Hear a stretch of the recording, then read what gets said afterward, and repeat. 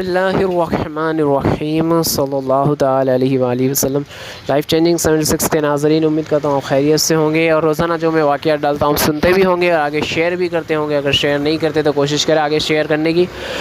آج میں انشاءاللہ آپ کو ایک بہت ہی پیارا واقعہ سنانے والا ہوں، ایک بزرگ کا جو بہت ہی زبردست طریقے سے سمجھاتے تھے۔ ایک واقعہ ایسا ہے کچھ کہ ایک بازار سے ایک نوجوان لڑکا جا رہا تھا، تو اس نے دیکھا کہ ایک کونے میں بیٹھے بیٹھے کوئی بزرگ رو رہے ہیں، اکیلے بیٹھے ہیں اور رو رہے ہیں، اور بازار میں سب اپنے اپنے کاموں میں لگے ہوئے ہیں، کوئی ان کی طرف اتنی زیادہ دھیان نہیں دے رہا ہے۔ تو وہ نوجوان لڑکا اس بزرگ کے پاس جاتا ہے اور کہتا ہے کہ بابا جان جی آپ کو کیا ہوا، آپ کیوں رو رہے ہو؟ آپ کو کسی چیز کی ضرورت ہے؟ آپ کو بھوک لگی ہو تو میں آپ کے لیے کھانا لا دوں، یا پھر آپ کو کوئی ضرورت ہو تو میں آپ کی اس ضرورت کو پوری کر دوں؟ تو وہ بزرگ کہتے کہ نہیں بیٹا، مجھے کھانا نہیں کھانا ہے اور مجھے کوئی ضرورت بھی نہیں ہے، اللہ پاک کا شکر ہے۔ تو وہ نوجوان ان سے پوچھتا ہے کہ پھر بابا جان آپ کیوں رو رہے ہو، بتائیے۔ تو بزرگ اسے کچھ بتاتے نہیں ہیں، وہ بابا جان خاموشی رہتے ہیں۔ تو پھر وہ لڑکا وہ وہاں سے چلا جاتا ہے۔ پھر کچھ دن بعد اس لڑکے کا ایک قبرستان کے پاس سے گزر ہوتا ہے، تو اس بزرگ کو دیکھتا ہے کہ قبرستان میں بیٹھے ہوئے ہیں، قبرستان میں بیٹھے بیٹھے بھی رو رہے ہیں، پھر ہنس رہے پھر رو رہے، پھر ہنس رہے پھر رو رہے۔ تو وہ نوجوان لڑکا پھر کنفیوز ہو جاتا ہے کہ یہ کیا معاملہ ہے، کچھ سمجھ میں نہیں آ رہا ہے۔ تو پھر وہ بزرگ کے پاس جاتا ہے اور ان سے پوچھتا ہے کہ بابا جان یہ کیا معاملہ ہے، کل میں نے آپ کو بازار میں دیکھا تھا تب آپ رو رہے تھے، اور آج آپ قبرستان میں بیٹھے ہوئے ہنس رہے ہو اور رو رہے ہو، کچھ سمجھ میں نہیں آ رہا ہے کیا معاملہ ہے، ذرا اس میں مجھے سمجھائیے کہ میں سمجھ سکوں اس معاملے کو۔ تو وہ بزرگ اس نوجوان سے کہتے ہیں کہ بیٹا دیکھو، کل جب میں بازار سے گزر رہا تھا نا، تو میں نے سب لوگوں کو دیکھا کہ سب لوگ طرح طرح کے گناہوں میں پڑے ہوئے، نماز کا وقت ہو رہا ہے، لوگ نماز کے لیے نہیں جا رہے، کچھ لوگ جا رہے کچھ لوگ نہیں جا رہے، سب اپنے اپنے کاموں میں پڑے ہیں، کسی کو کچھ پڑی نہیں ہے، بس سب پیسے کمانے کی دھن میں لگے ہوئے ہیں، اپنی آخرت سے بے خبر ہو کے اپنی موت کے انجام کو بھولے بیٹھے، کسی کو بھی یہ خیال نہیں کہ موت کبھی بھی آ سکتی ہے، اور سب اپنے اپنے کاموں میں مصروف تھے۔ میں نے سب کو سمجھایا کہ نماز کا وقت آئے یا عبادتوں کا وقت آئے تو فوراً نکل جائے کر، کیونکہ زندگی کا کچھ بھروسہ نہیں،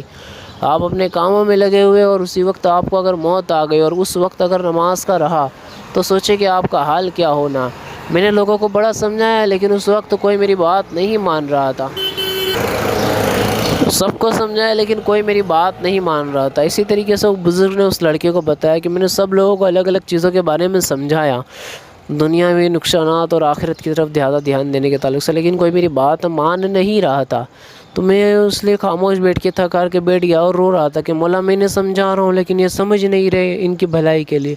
پھر میں وہاں سے چلا گیا اور آج میں یہاں قبرستان میں بیٹھا ہوا ہوں۔ اب یہاں کے سب لوگ ماننے کے لیے تیار ہے لیکن اب رب نہیں مان رہا ہے۔ یعنی کہ کل جب میں بازار میں تھا تو سب لوگوں کو سمجھا رہا تھا، منا رہا تھا، تو کوئی بھی مان نہیں رہا تھا نیکیاں کرنے کے لیے، آخرت کی طرف آنے کے لیے، اور رب تب مان رہا تھا کہ میرے بندے کو میں معاف کر دوں گا اگر وہ توبہ کر لے تو۔ سب نہیں مان رہے تھے لیکن تب رب مان رہا تھا، اور آج قبرستان میں آیا ہوں تو یہاں سب مان رہے لیکن رب نہیں مان رہا ہے، کیونکہ رب نے انہیں جتنی زندگی دی تھی اس زندگی میں انہیں توبہ کا وقت بھی دیا تھا، انہوں نے توبہ نہیں کی۔ آج قبرستان میں سارے مردے کہتے کہ ہم تیار ہیں توبہ کرنے کے لیے، ہمیں دوبارہ دنیا میں بھیج دیا جائے، ہم ساری گناہ چھوڑ کے ساری نیکیوں میں لگے رہیں گے، ہر طریقے سے ماننے کے لیے تیار ہیں یہاں کے قبرستان کے سارے مردے، لیکن آج رب نہیں مان رہا ہے۔ رب کا کہتا ہے کہ میں نے تو انہیں وقت دیا تھا لیکن انہوں نے اپنا وقت کی قدر نہیں کی، انہیں میں نے توبہ کا وقت دیا تھا، انہیں توبہ نہیں کی، انہیں میں نے سمجھ دی تھی لیکن انہوں نے سمجھا نہیں اس بات کو۔ ساری چیزیں وہ بزرگ اس نوجوان کو سمجھاتی تھی کہ کل بازار میں لوگ نہیں مان رہے تھے لیکن رب مان رہا تھا، اور آج قبرستان میں لوگ مان رہے پر آج رب نہیں مان رہا ہے۔ اس لیے میں رو رہا ہوں اور ہنس بھی رہا ہوں کہ مالک کتنا فضل فرمانے والا ہے۔ تو امید کرتا ہوں اس واقعے سے آپ کو بھی بہت کچھ سیکھنے کو موقع ملا ہوگا ناظرین، کہ یقیناً زندگی بہت مختصر سی ہے، ہمیں پتہ نہیں کہ ہمیں کب موت آ جائے گی، تو زندگی میں جو وقت مل گیا اسے ہی غنیمت جانے، اسے ہی فائدہ مند سمجھے اور اس سے فائدہ اٹھا لیں۔ عبادتوں کا وقت آئے تو ذرا بھی سستی نہ کریں، بلکہ عبادت کے وقت پہ عبادتوں کو ادا کر لیا کرے، کیونکہ زندگی کا کچھ بھروسہ نہیں، کیا پتہ کہ جب نماز کا وقت ہو تبھی آپ کا انتقال کا وقت بھی ہونے والا ہو، اور آپ گھر پہ بیٹھے بیٹھے یا کہیں اور بیٹھے گپے شپے لڑا رہے ہو،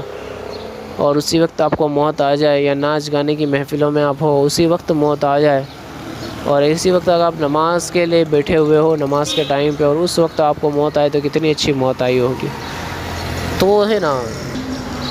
تو زندگی بھی ایسی جینے کی کوشش کرے کہ اللہ پاک ہمیں اچھی موت نصیب فرمائے، ایمان کی سلامتی والی موت نصیب فرمائے،